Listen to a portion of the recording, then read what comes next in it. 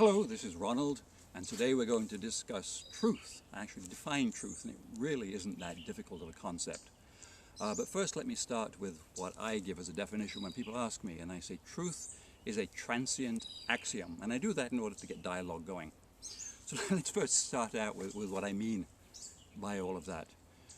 Truth can best be defined, and we're looking for the simplest definition now, as simply the best explanation for something based on all the facts, information, observations you have at your disposal. And that's it. That gives you truth.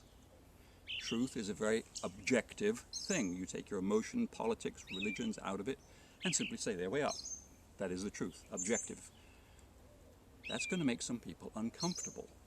And very often somebody might get back to say, well, that's fine for you, or that's your truth, but I have a different truth. And everybody has their own truth and some variation of that.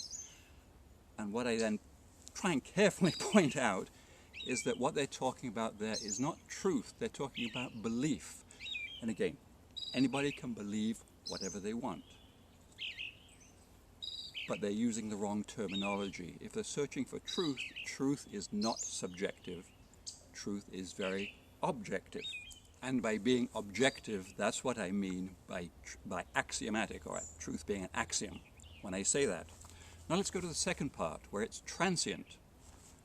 We've said what truth is, objective, based on what we know, all the information we know, but we're constantly learning and new things are coming in all the time.